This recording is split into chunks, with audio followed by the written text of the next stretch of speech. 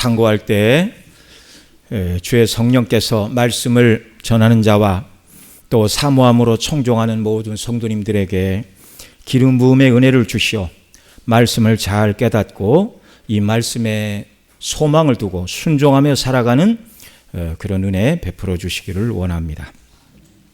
우리는 앞 시간에 미가엘과 옛뱀이라고도 하고 사단 마귀라고도 하는 하나님을 대적하고 성도들은 미혹하는 붉은 용과의 하늘에서의 전쟁에서 미가엘이 승리하였고 붉은 용이 패하여 하늘에서 있을 곳을 얻지 못하여 이 천하를 꿰는 붉은 용이 그의 사자들과 땅으로 내어 쫓긴 바 된 내용을 살펴보았습니다.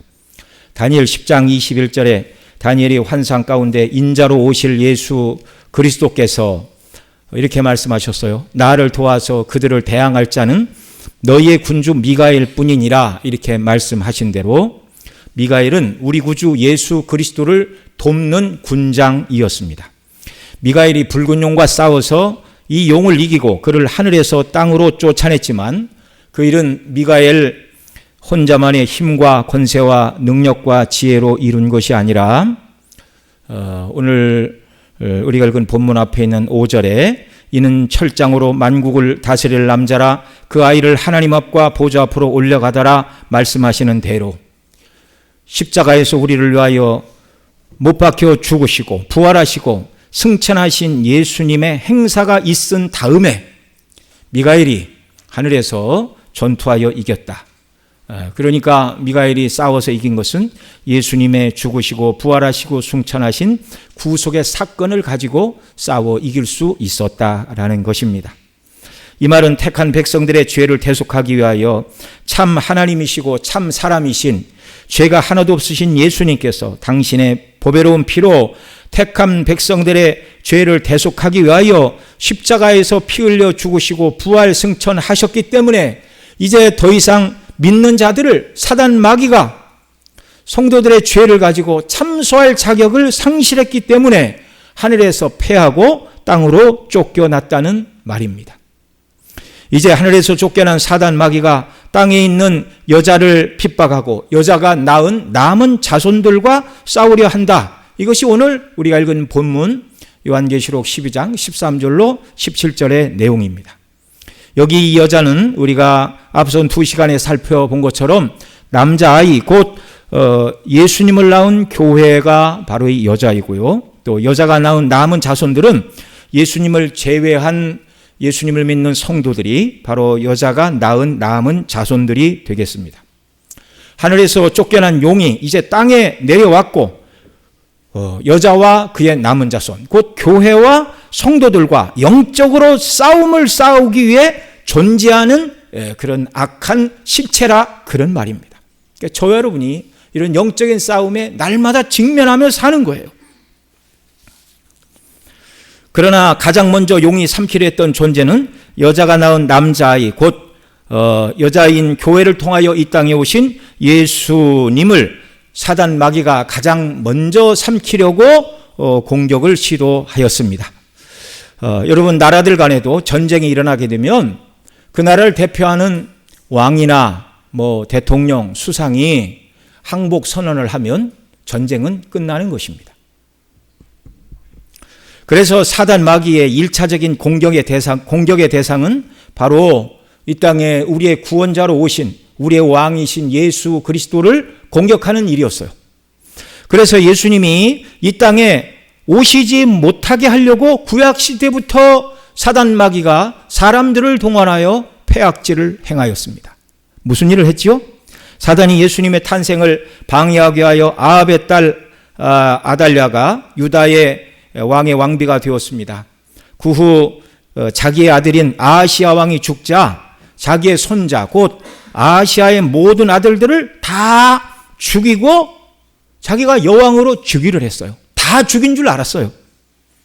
다윗의 씨를 말려서 메시아의 탄생을 방해하려는 사단 마귀가 이 아달랴를 붙들어 자기의 모든 손자들을 다 죽이려고 했던 것이죠.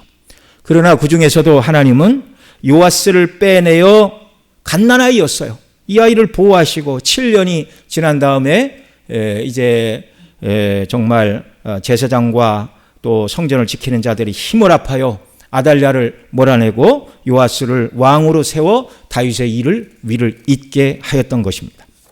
또한 유다가 바벨론에 의하여 나라가 망하고 바사가 바벨론을 무너뜨리고 패권을 잡았을 때 하만이 아하수에로 왕을 충동하여 모든 유다인들을 다 죽이려 한 일도 메시아의 혈통을 끊고자 하는 일이었습니다. 거기 수산성뿐만 아니라 바사가 통치하는 127도 모든 곳에 아하수에로 왕이 정말 조서가 반포가 안 된 것이 없어요. 그러니까 유다 땅에도 수없이 많은 사람이 원수들이 와서 다 죽여도 항변할 수 없는 그러한 형국이었습니다. 그러나 이 사단의 악한 계획도 수포로 돌아갔지요. 도리어 유다인들이 아말렉의 후손인 아각 사람 하만과 그 대적들을 다 멸하고 그래서 부림절이라는 절기를 지켜 하나님께 영광을 돌리게 하셨습니다. 또한 예수 그리스도께서 탄생하셨을 때 헤롯을 동원하여 2살 아래에 베들레헴의 남자아이들을 다 죽이도록 했어요. 예수님을 죽이려고. 그러나 하나님께서는 벌써 요셉에게 꿈에 현몽하여 애굽으로 피난 가도록 다 조처를 해 놓으셨습니다.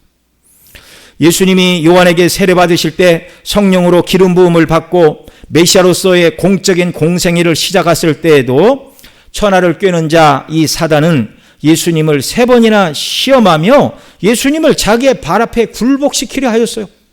예수님을 높은 산으로 데려가서 천하를 보이고 내가 나한테 절을 한 번만 하면 이 천하를 다 주겠다 그렇게 말하였습니다. 여러분, 예수님이 사단 마귀에게 절을 하면 사단 마귀의 종이 되는 것이죠. 예수님을 굴복시켜 메시아의 사역을 감당하지 못하게 하려는 악한 계획이었으나 예수님은 말씀으로 다 이기셨습니다. 끝내는 예수님을 십자가에 못 박아 죽이면 자기가 승리할 줄 알아서 대제사장과 또 여러 사람들을 충동했고 본디오 빌라도를 동원하여 예수님을 사형 판결하고 사단 마귀가 예수님을 십자가에 못 박고 승리의 개가를 부르는 것 같았어요. 그러나 그 사건은 사단이 예수님의 발 뒤꿈치를 상하게 하는 정도였고 예수님이 죽은 자 가운데서 부활하심으로 말미암아 사단의 머리를 치시는 일, 악한 사단의 무장 해제를 시키심으로 승리하셨습니다. 그래서 지난주에 살펴본 대로 십자가에서 죽으시고 부활하시고 승천하신 예수님의 승리를 힘입어 미가엘이 하늘에서 용과 싸워 이기고 그 용이 하늘에서 쫓겨나게 되었다는 말입니다. 이제 하늘에서 쫓겨난 사단의 공격의 대상이 13절 말씀과 같이 여자 곧 교회가 공격의 대상이 되었습니다. 오늘 본문 13절 같이 읽죠. 시작. 용이 자기가 땅으로 내쫓긴 것을 보고 남자를 낳은 여자를 박해하는지라. 처음에는 구원자 예수님을 삼키려 하였으나 실패하자 이 용 사단 마귀의 두 번째 공격의 대상이 누구라고요? 여자 곧 교회입니다. 그래서 사단 마귀가 역사 속에서 교회를 잔멸하려고 얼마나 혈안을 기울였는지 모릅니다. 여기 박해하는지라에서 박해라는 단어는 헬라어로 디오코라는 단어를 쓰고 있는데요. 뒤쫓다, 박해하다 이 두 가지 뜻을 다 갖고 있습니다. 이 말은요, 한 번 박해하고 한 번 공격하고 끝나는 것이 아니라 한 번 공격해서 실패했다고 멈추지 않고 계속해서 교회의 뒤를 쫓아가며 박해하고 잔멸하려 한다는 말입니다. 이 사단 마귀가 여자 곧 교회를 박해하고 삼키려고 공격하는 방식은 무엇이에요? 물을 토하여 여자를 물에 떠내려가게 하는 것이라 말씀하고 있습니다. 오늘 본문 15절 같이 읽죠. 시작. 여자의 뒤에서 뱀이 그 입으로 물을 강같이 토하여 여자를 물에 떠내려가게 하려 하되. 자, 여기 여자의 뒤에서 뱀이 그 입으로 물을 강같이 토하여 여자를 물에 떠내려가게 하려 한다라는 것, 그 두 가지로 해석을 할 수 있습니다. 첫째, 이 뱀의 입에서 나오는 이 물은요, 거짓말을 의미합니다. 13절에서 여자를 박해하는 사단 마귀를 용이라고 불렀는데 여기 15절에서는 그 사단 마귀를 또 뭐라고 부르고 있어요? 뱀이라고 부르고 있어요. 그 또 뒷절에 가면 또 또 용이라고 또 부릅니다. 그러니까 붉은 용, 옛뱀이라고 하고 사단마귀라고도 하고 같은 이름이에요. 자, 여러분 여기서 물을 15절에서 토하는 사단마귀를 말할 때 뱀이 그 입에서 물을 토했다 이렇게 말하고 있죠. 여러분 이 뱀이 누구예요? 에덴 동산에서 첫사람 아담과 하와를 거짓말로 꾀어 죄를 짓게 한 바로 그 뱀을 말합니다. 그 뱀이 입에서 물을 토했다 그 말은 거짓말쟁이 뱀의 입에서 나오는 거짓말을 말하는 것입니다. 그래서 다윗의 시인 시편 144편 7절 8절에서 이렇게 말씀합니다. 같이 읽죠. 위에서부터 주의 손을 펴사 나를 큰 물과 이방인의 손에서 구하여 건지소서. 그들의 입은 거짓을 말하며 그의 오른손은 거짓의 오른손이니이다. 여기 7절에서 다윗은 주의 손을 펴사 나를 큰 물과 이방인의 손에서 구해달라 이렇게 말하고 있어요. 이 큰 물은 이방인들이 다윗을 공격하는 행위인데 8절에서 이 물이 무엇인가 설명하죠. 그들의 입은 거짓을 말하며 그의 오른손은 거짓의 오른손입니다 라고 이방인들의 입과 행실 모두가 거짓으로 큰 홍수와 같이 거짓말과 거짓된 행위로 다윗을 대적하여 다윗은 홍수로 공격을 당하는 것 같다 이렇게 표현하고 있습니다. 여러분 이것은 바른 신앙으로 무장한 교회를 무너뜨리려는 거짓된 교훈들, 그러니까 교회를 흔드는 모든 거짓된 교훈들의 배후는 누구라고요? 물을 토하는 사단마귀라고요. 자, 2장 3장에 보면 7교회 주신 말씀 가운데 버가모 교회를 향하여는 니골라당의 교훈을 지키는 자들이 너희 가운데 있다. 또 두아디라 교회를 향하여서는 이세벨과 같은 스스로 자칭 선지자라는 이세벨의 교훈을 따르는 자가 있다. 예. 다 복음 진리로부터 벗어나게 하는 잘못된 이단의 교훈들, 이 비진리들, 교회를 타락시키고자 하는 악한 교훈들, 그 배후에 다 누가 있다고요? 사단마귀, 옛뱀, 입에서 물을 토하는, 거짓말을 토하는 사단마귀의 작품입니다. 여러분 이런 일들은 오늘날도 계속되고 있습니다. 현대교회를 공격한 것은 19세기에 시작된 진화론과 자유주의 신학으로 교회가 정말 유럽을 우리야 이제 그 이후에 복음이 들어왔으니까 18세기 교회 형편을 우리는 모르잖아요. 그러나 19세기 이전에 유럽의 교회는요 사람이 태어나면 호적을 교회하던 시대입니다. 그러니까 주일날 교회 안 나가는 사람은 직업이 죄인들밖에 없었어요. 그런 사람들 외에는 다 가서 예배드리고 당연히 하나님이 살아계시고, 예. 물론 모든 사람이 다 교회 가니까 정말 하나님의 진리의 말씀이 잘 증거되지 않아서 형식적으로 다니는 사람이 없는 것은 아니었으나 그러나 교회가 망가지기 시작한 것은 19세기에 시작된 진화론과 자유주의 신학에서부터입니다. 진화론과 자유주의 신학 모두 가설에서 출발하여 아무것도 증명하지 못한 거짓 교훈들입니다. 하나님의 창조를 부인하는 진화론자들은 우리 지난 기도회 때도 말씀을 드렸지만 아메바에서 고등동물로 진화하였다 말하는데 그 아메바는 어디서 왔는지 아무도 증명해내지 못하였고 그 아메바에서 다음 생물로 진화하는 과정에 있는 것을 아무도 규명해내지 못했어요. 가설이에요, 가설. 원숭이가 진화하여 사람이 되었다고 하는데 지금 그 과정에 있는 원숭이가 있어야 하지 않겠어요? 왜 지금은 사람으로 진화하는 과정에 있는 원숭이는 한 마리도 발견되지 않는 것입니까? 그건 간단해요. 하나님이 태초에 모든 만물을 지으시되 각기 그 종류대로 지으셨어요. 아무도 무엇이 어떻게 진화하는지를 과거의 자료를 조사하거나 실험을 통하여 증명한 사람이 아무도 없습니다. 그런데 하나님을 인정하기 싫으니까 빅뱅을 말하고 진화론을 말하고 다 빠져나갈 구실을 말하는 거죠. 교회를 공격한 또 다른 거짓말은 자유주의 신학이었습니다.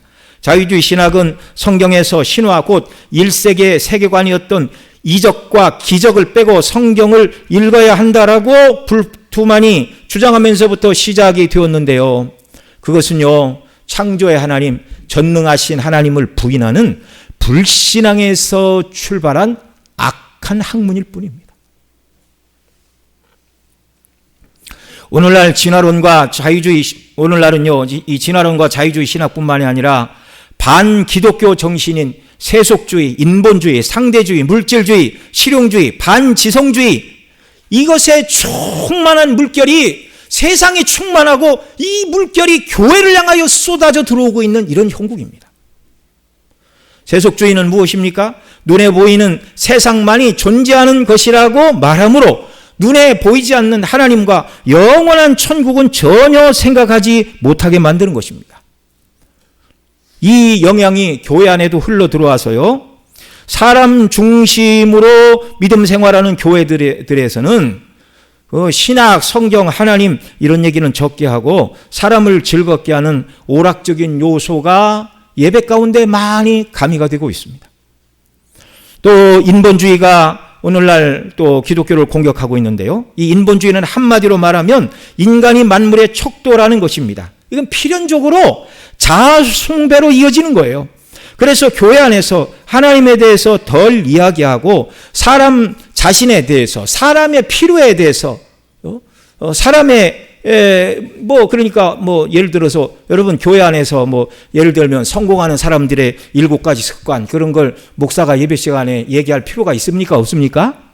그런 거 얘기하면 안 되는 거예요. 좋은 아버지가 되기 위한 7가지 방편, 그런 거 얘기하면 될까요? 안 될까요? 그럴 필요 없습니다. 그런데 이렇게 정말 인본주의로 물들기 시작하면 하나님을 예비하고 하나님의 말씀을 증거해야 될 시간에 사람을 기쁘게 하고 사람의 궁금증을 해소하는 그런 이야기로 예배 시간을 허비를 한다, 그런 말이에요. 또 상대주의는요, 진리의 기준인 하나님 같은 분은 존재하지 않는다는 거예요.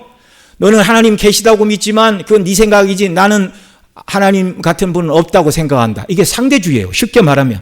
그래서 그들에게는요, 우리가 절대 진리로 믿는 성경은 그들에게는 그냥 책 중에 하나예요. 누군가가 진리라 말해도 다른 사람에게는 그렇지 않다는 것이 상대주의입니다. 이런 사람들은요, 동성애가 죄라고 성경대로 말하면 그건 차별이고 편협한 생각이다.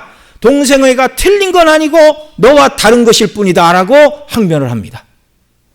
이들에게 있어서 옳고 그름을 판단하는 도덕은요, 진리도 아니고 지식도 아니고 자기의 감정이에요. 자기가 어떻게 느끼는 바에 따라서 진리도 될 수 있고 진리가 아닐 수도 있게 되는 것. 그냥 기가 막힌 일들이죠.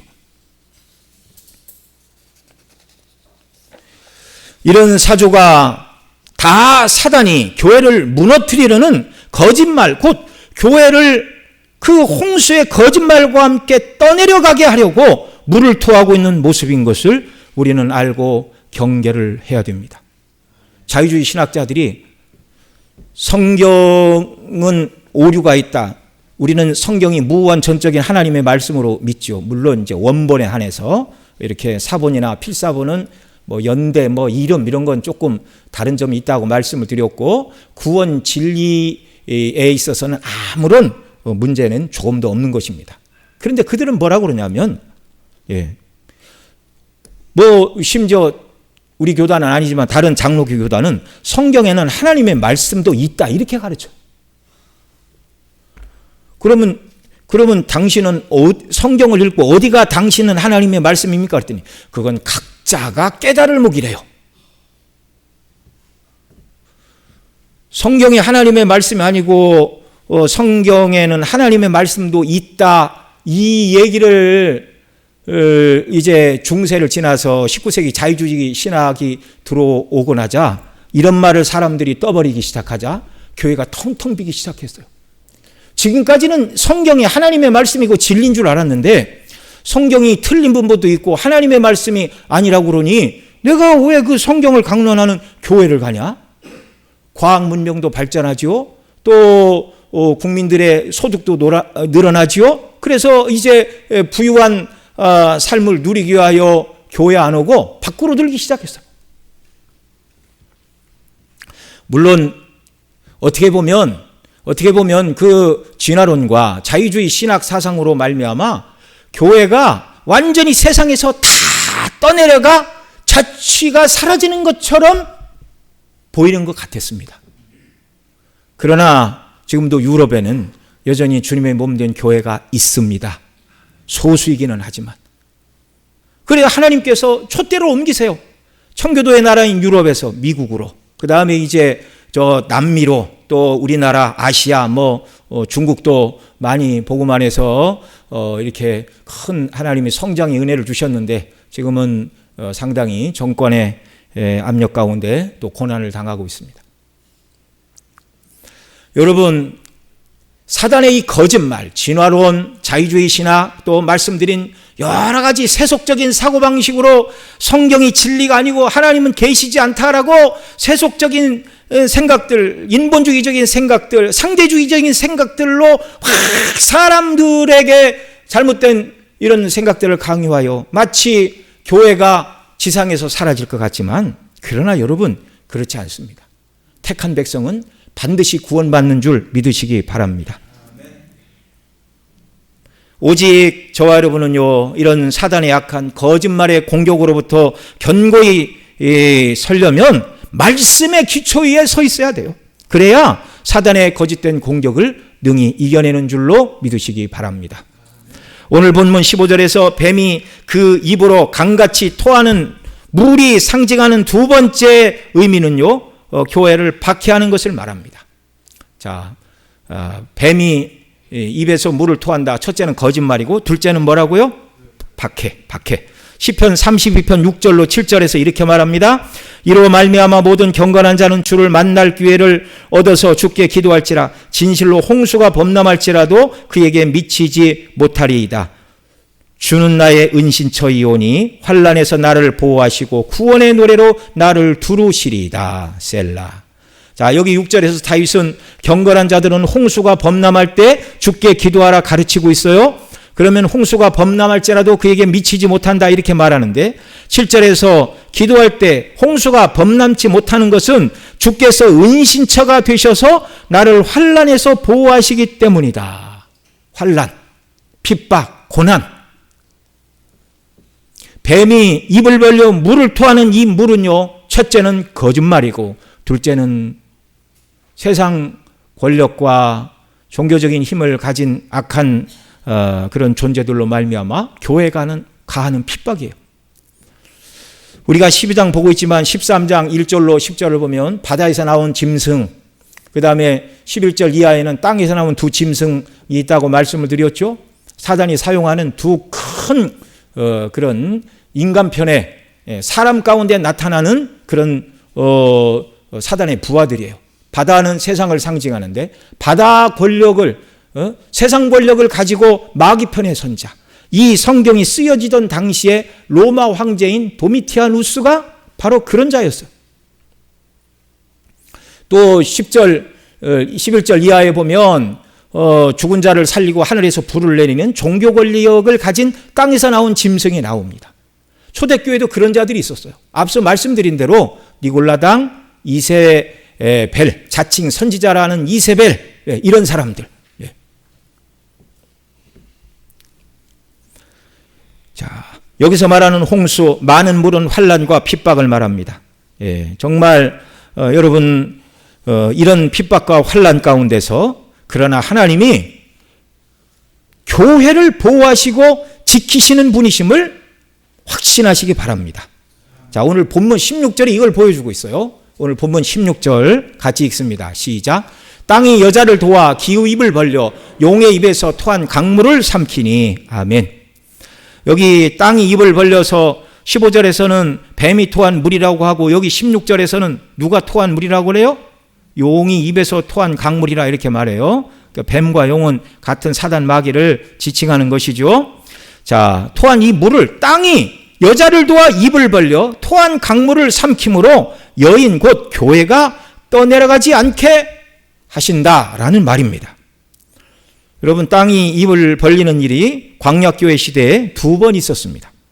한 번은 홍해를 건널 때인데요. 출애굽기 15장 12절에 보면 홍해를 건넌 후 모세가 홍해를 건너고 그 건너편에 서서 말과 그 탄자를 바다에 던지신 하나님을 찬양하면서 12절에서 이렇게 노래합니다. 같이 읽죠. 시작. 주께서 오른손을 드신즉 땅이 그들을 삼켰나이다. 아멘. 홍해물이 갈라지고 아마도 그 애굽의 군대가 갈라진 바다 땅 위로 이렇게 갈 때 그때 같이 땅도 갈라졌나 봐요. 땅도 갈라지고 또 갈라져 있던 물이 그들 위에 합하고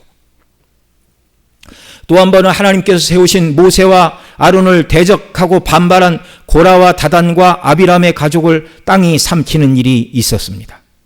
이렇게 두 번 하나님께서는 자기 백성을 보호하시는 것을 대적자들을 땅이 삼키게 하는 일을 통하여 보여주셨어요. 구약성경에서 하나님께서 홍해를 가르시고 애굽의 군대를 물에 빠뜨리심으로 그 백성을 구원하신 사건을 구약성경에서는 하나님이 용을 부수어 이기신 일이라고 말하고 있습니다. 이사야 51장 9절로 10절 같이 읽겠습니다. 시작. 여호와의 팔이여 깨소서 깨소서 능력을 베푸소서 옛날 옛시대에 깨신 것 같이 하소서 라합을 점이시고 용을 찌르시니가 어찌 주가 아니시며 바다를 넓고 깊은 물을 말리시고 바다 깊은 곳에 길을 내어 구속받은 자들을 건너게 하시니가 어찌 주가 아니십니까? 여기 10절에서 하나님이 홍해를 가르친 이 사건을 말하면서 그것은 영적으로 그 위에 있는 용을 점이시고 라합을 점이시고 악한 대적 사단 마귀를 치신 일이 바로 정말 바다를 여시고 그 백성을 건너게 하시고 대적들을 그곳에서 심판하신 일이다 이렇게 말하고 있습니다. 시편 73편 13절로 14절에서는 이렇게 말합니다. 또 같이 읽죠. 시작. 주께서 주의 능력으로 바다를 나누시고 물가운데 용들의 머리를 깨뜨리셨으며 리워 야단의 머리를 부수시고 그것을 사막에 사는 자들에게 음식물로 주셨으며. 자, 바다를 나누시고 홍해를 가르신 사건을 말하죠. 그런데 그것을 또 뭐라고 그래요? 용들의 머리를 깨신 일, 사단의 권세를 멸하신 일, 사단의 졸개가 되어 이스라엘 백성의 뒤를 쫓아온 애굽의 군대를 멸하신 것을 사단 마귀를 하나님이 치신 것, 원수, 용, 니와 야단을 치신 것으로 이렇게 말씀을 하고 있습니다. 오늘 하나님께서 뱀, 곧 용의 입에서 나오는 그 물의 공격, 거짓말과 교회를 핍박하는 이 홍수의 공격으로부터 하나님께서 땅이 입을 벌려 그 물을 다 삼키게 했다. 그 말은 하나님의 능력으로 교회를 공격하는 사단 마귀의 거짓말과 교회를 핍박하게 하는 그 모든 환난, 이 모든 것들을 사단을 치심으로 악한 자들을 징벌하심으로 교회를 더 이상 공격하지 못하게 하시고 교회를 보호하신다는 하나님의 약속의 말씀입니다. 지금 우리는 계속해서 사단 마귀가 예수님을 삼키고자 했으나 예수님이 승리하셨고 또 사단 마귀가 거짓말과 핍박으로 교회를 떠내려가게 하려 하였으나 하나님께서 땅이 입을 벌려 뱀과 용이 토하는 물, 곧 거짓말과 핍박의 홍수를 다 삼켜 교회를 보호하시고 승리하게 하신 분이 바로 주님이라는 것을 지금 두 가지를 살펴봤습니다. 그러자 이제 사단 마귀가 예수님을 삼키려 하자 실패하였고 또 남자아이 곧 예수님을 낳은 여자 곧 교회를 거짓말과 핍박의 물로 떠내려가게 하려 하였으나 하나님이 땅을 열어 삼키게 하심으로 하나님이 그 모든 악을 징벌하심으로 실패하자, 다른 말로 교회를 멸하는 것이 불가능하다는 것을 이 붉은 용 사단 마귀가 깨닫게 되자 그 다음 행하는 일이 무엇일까요?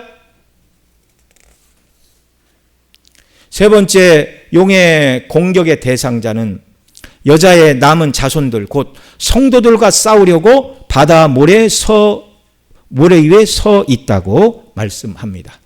오늘 본문 17절 말씀이에요. 같이 읽습니다. 시작. 용이 여자에게 분노하여 돌아가서 그 여자의 남은 자손 곧 하나님의 계명을 지키며 예수의 증거를 가진 자들과 더불어 싸우려고 바다 모래 위에 서 있더라. 여러분 이 17절만 보면 예수님도 승리하셨고 여자 곧 교회를 사단이 거짓말과 핍박의 홍수로 떠내려가게 하려고 했는데 땅이 입을 벌려 물을 삼킴으로 교회가 보호를 받았어요. 그런데 여기 17절 말씀을 보면 여자의 남은 자손 곧 성도들, 누구를 얘기하는 겁니까? 저와 여러분 말하는 거예요. 저와 여러분. 이 말씀만 보면은요, 예수님도 승리하셨고 하나님이 교회도 보호해 주셨지만 여자의 남은 자손인 성도들, 곧 개인적으로 말하면 저와 여러분 개개인이 내가 홀로 이 사단 마귀와 영적인 싸움을 싸워야 하는 자로, 그 두렵고 무서운 자, 7머리 10뿔을 가진 권세 있고 지혜 있는 사단 마귀와 더불어 내가 싸워야 되는가라는, 나 혼자 사단 마귀와 싸워야 되는 매우 외로운 존재처럼 느껴질 수가 있어요. 그러나 여러분, 예수님도 승리하셨고 교회를 주님께서 보호해 주시어 떠내려가지 않도록 교회를 지켜주셨습니다. 그러니 나만 홀로 사단 마귀와 영적인 싸움에서 싸워서 패할지 이길지 모르겠다 염려하고 두려워 떨 필요가 없다는 말입니다. 여러분, 이 사단 마귀가 성도들을 삼키려 하나 염려하지 마십시오. 왜 그래요? 교회를 구성하는 자들이 바로 성도들이기 때문에 그렇습니다. 교회가 뭐예요? 성도들의 모임이 교회예요. 하나님께서 교회를 지키시고 보호하신다면 그것은 당연히 교회의 구성원인 성도 개개인을 지키시고 보호하신다는 약속 아래 저와 여러분이 포함되어 있는 것입니다. 그러니 계시록 12장 13절로 16절에 사단 마귀와의 영적인 싸움에서 보호하심을 받은 교회가 바로 17절에 그 교회를 구성하는 여자의 남은 자손인 성도들임을 믿으시기 바랍니다. 여러분, 우리가 앞서 계시록 7장 그리고 이 뒤에 14장에 보면 구원받은 하나님의 백성의 총수, 상징적인 총수가 얼마라고 기록하고 있죠? 14만 4천이었어요. 그 수는 이미 천국에 들어간 승리한 교회에는 하늘에 거하는 성도들뿐만 아니라 사단과 영적인 전쟁을 해야 하는 전투하는 교회, 지상교회에 속한 저와 여러분, 예수님을 믿는 모든 자들이 포함되어 있는 수가 14만 4천이라는 말이에요. 우리가 비록 지금은 지상에 있으나 반드시 주께서 승리하게 하시어서 하늘에서 흰옷을 입고 하나님을 찬미하는 14만 4천의 무리에 예수님을 믿는 저와 여러분 모두가 참여하게 될 줄을 믿으시기 바랍니다. 주님의 능력으로 이 일을 이루십니다. 성도가 참소자 사단 마귀, 오늘 17절 말씀으로 하면 여자의 남은 자손들과 더불어 싸우려고 바다 모래 위에 서 있는 분노하는 용과 맞서서 이기려면 성도는 광야에 거해야 한다고 말하고 있어요. 6절과 14절도 보겠습니다. 6절 14절 시작. 그 여자가 광야로 도망하며 거기서 1260일 동안 그를 양육하기 위하여 하나님께서 예배하신 곳이 있더라. 14절. 그 여자가 독수리의 큰 날개를 받아 광야 자기 곳으로 날아가 거기서 뱀의 낯을 피하여 한 때와 두 때와 반 때를 양육받으매. 여기 6절에서는 1260일, 14절에서는 한 때와 두 때, 반 때, 1260일을 개월로 나누면 42달, 또 한 때와 두 때, 반 때, 3년 반, 역시 개월수로 나누면 42달. 우리가 앞서 11장에서 살펴본 것처럼 1260일, 42달, 3년 반, 한 때, 두 때, 세 때 반은 그리스도의 초림부터 재림 사이의 말세의 기간, 곧 교회사 기간이라는 걸 우리가 살펴보았습니다. 그러니까 예수님 승천하신 이후부터 예수님 재림하실 때까지의 모든 교회에 속한 성도들의 영적인 삶의 자리는 어디라고요? 광야라고요. 광야. 교회와 성도의 거처가 광야라고 말씀하십니다. 참 이상해요. 광야로 도망하며 1260일 동안 또는 한 때와 두 때와 반 때를 광야에서 하나님이 양육하기 위하여 예배하신 곳이 있고 바로 그 광야에서 양육을 받는다, 이렇게 말씀하고 있어요. 여러분, 하나님의 방식이 실로 사람의 지혜로 따라잡을 수 없다는 것을 여러분 믿으시기 바랍니다. 스데반은 사도행전 7장에서 그 백성들에게 복음을 전하면서 모세에 대하여 말할 때 시내산에서 말하던 그 천사와 우리 조상들과 함께 광야교회에 모세가 있었고 우리에게 율법을 전해주었다 이렇게 말하였습니다. 자, 스데반은 모세 시대 출애굽한 백성들을 어느 교회의 성도라고 불렀어요? 광야교회의 성도들이라고 불렀어요. 그들이 실제 광야에서 40년을 살았기 때문입니다. 그런데 오늘 계시록 12장에서 그리스도의 초림과 재림 사이 사단 마귀와 영적인 싸움을 싸워야 하는 지상교회의 영적인 환경이 무엇이라고 요한 사도가 말하고 있다고요? 광야라고요. 광야. 우리가 광야로 가도록 주님께서 독수리의 두 날개를 주셨습니다. 오늘 본문 14절 같이 읽죠. 시작. 그 여자가 큰 독수리의 두 날개를 받아 광야 자기 곳으로 날아가 거기서 그 뱀의 낯을 피하여 한 때와 두 때와 반 때를 양육받으매. 아멘.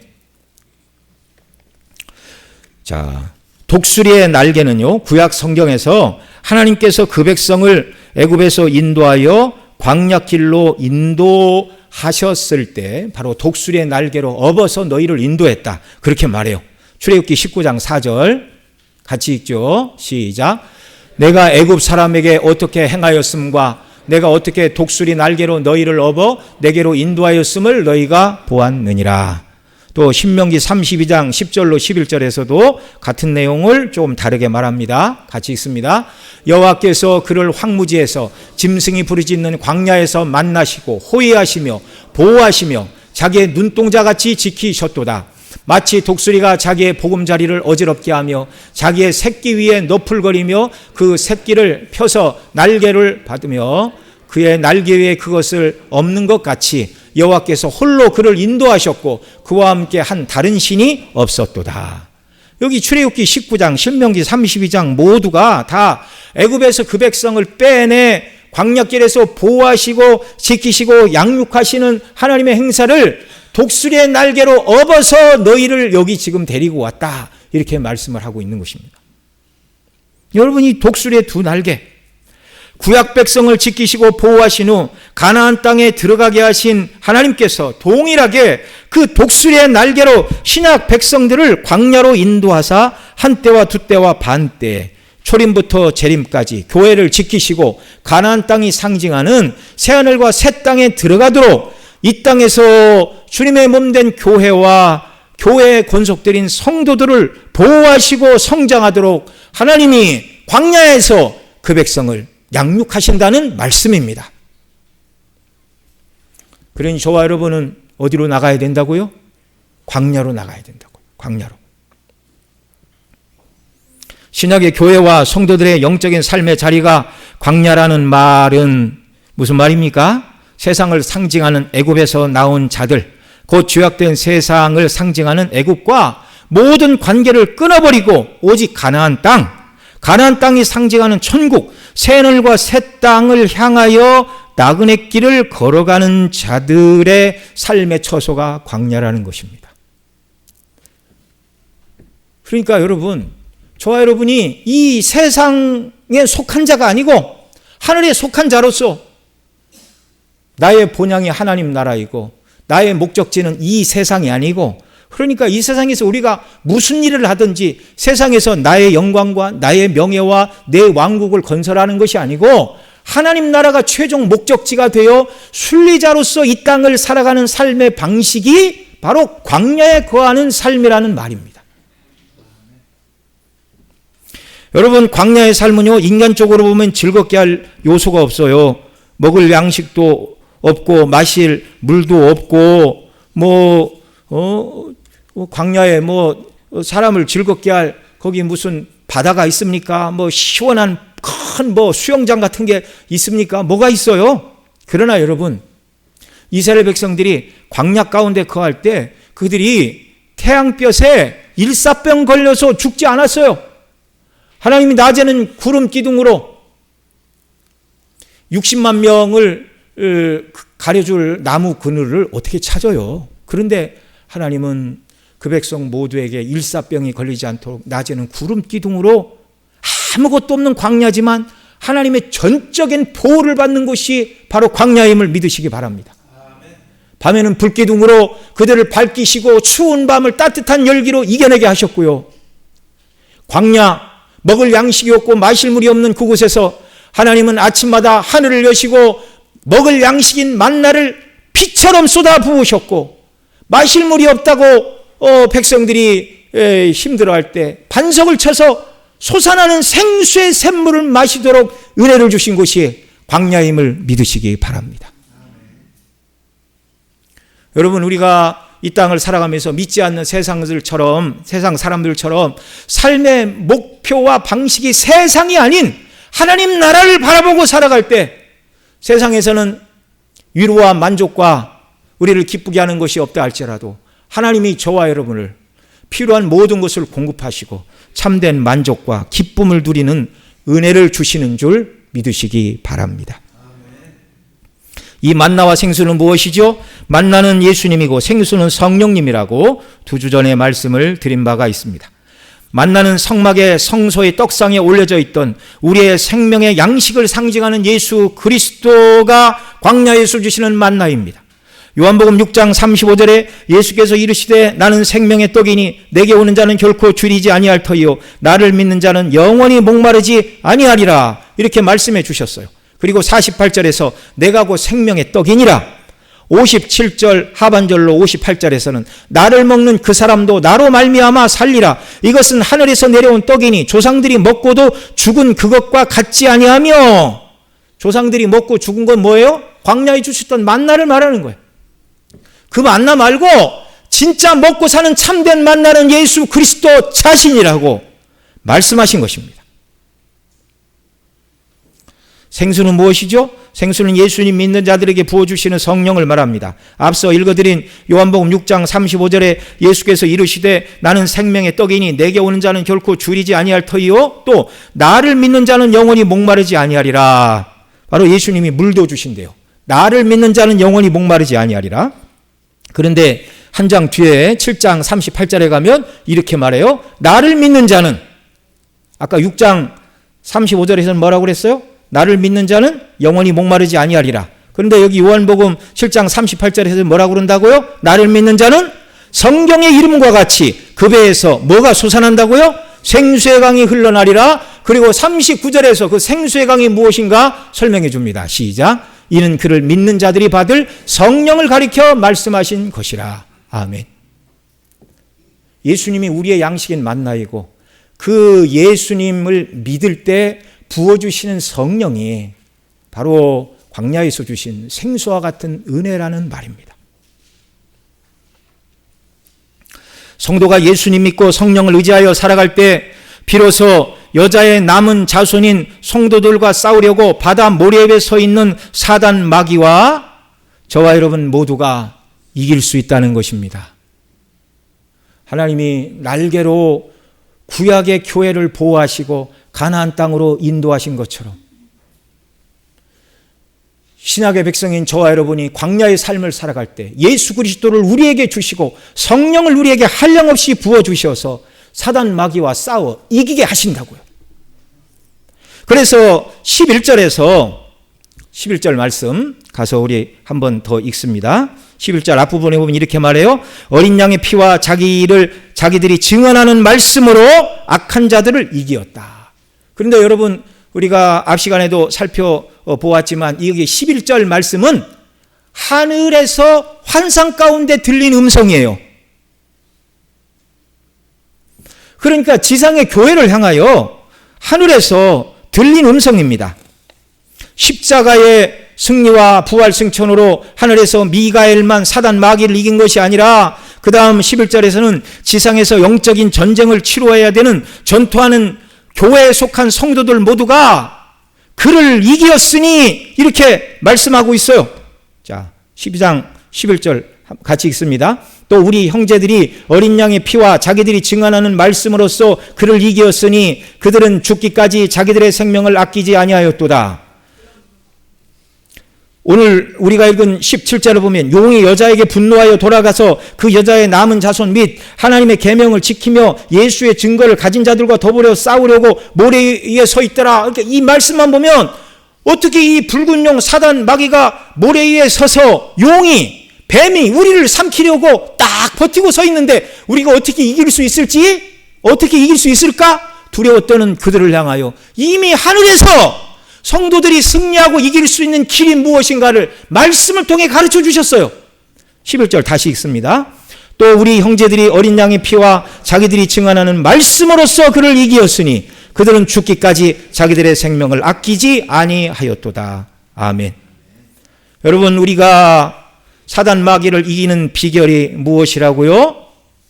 어린 양의 피와 자기들이 증언하는 말씀, 곧 복음입니다. 어린 양의 피의 복음의 말씀으로 사단 마귀를 이긴다는 거예요. 바로 예수님으로 십자가의 대속의 영광으로 충만하고 또 물이 상징하는 성령의 은혜를 받은 자 심령 속에 바로 이 복음으로 무장하여 사단 마귀와 싸워 이긴다는 말입니다. 여러분, 영적인 싸움에서 승리하기를 원하면 예수 그리스도를 붙들고 성령 충만해야 됩니다. 이거 위에 사단을 이길 수 있는 다른 비결은 없는 거예요. 자, 그러니 우리는 사단이 우리의 연약을 인하여 정죄할 때 네가 그러고도 하나님의 백성이냐? 그런 죄를 짓고도 염치가 있지 뭐 하나님을 아버지라고 부르냐라고 정죄할 때 우리는 어떻게 대적을 해야 됩니까? 우리는 내가 그리스도의 피로 죄사함을 받은 자라고 그리스도의 십자가의 피로 사단 마귀를 대적함으로 참소하는 자, 사단 마귀를 이기는 것입니다. 찬송가에 보면 내주는 강한 성이요 방패와 병거 되시니, 이게 루터가 지은 찬송인데요. 그가 종교 개혁을 이렇게 시작하고 막 싸우자 사단 마귀가 그를 공격했어요.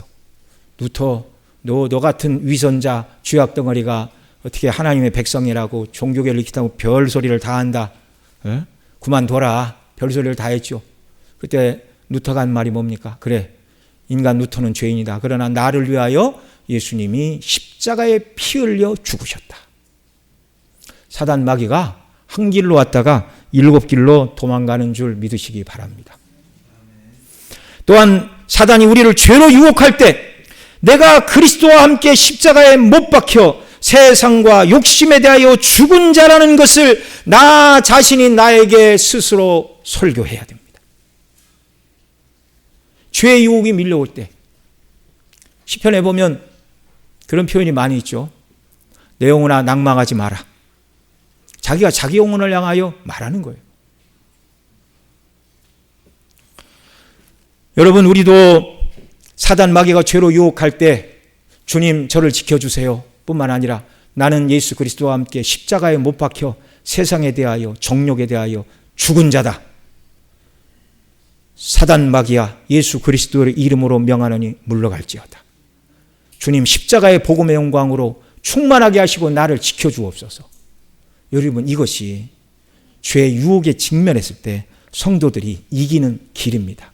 어린 양의 피와 그가 증거하는 복음의 말씀으로 우리가 이기는 비결이에요. 뿐만 아니라 11절 하반절에 보면 어린 양의 피와 복음으로써 악한 자 사단 마귀를 이긴 자들을 뭐라고 그래요? 죽기까지 자기의 생명을 아끼지 아니한 자들이다, 이렇게 말하고 있어요.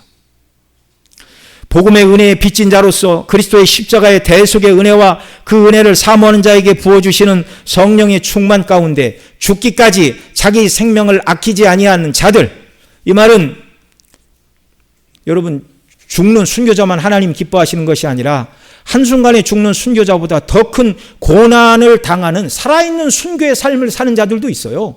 그러니까 여기 죽기까지 생명을 아끼지 아니했다, 그 말은 꼭 순교를 해야 된다 그 말이 아니라 최선을 다해서 복음의 영광을 위하여 살아가는 자들을 말하는 것입니다.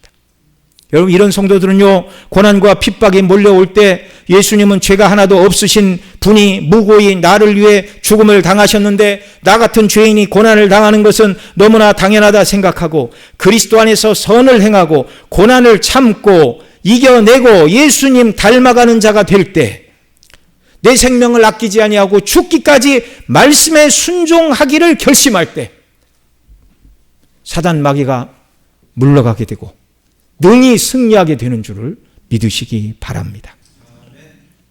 광야의 삶에서 거짓말의 홍수와 핍박의 홍수의 물을 통하여 교회와 성도를 멸하려는 사단 마귀와의 영적인 싸움에서 바로 이런 성도들이 날마다 승리하게 되는 줄 믿으시기 바랍니다.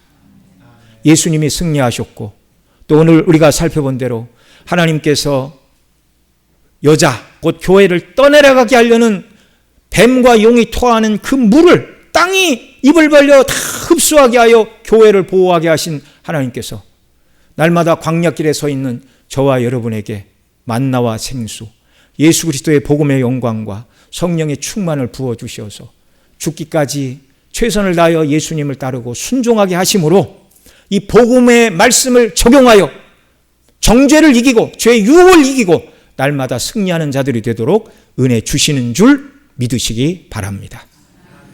다 같이 기도드리겠습니다.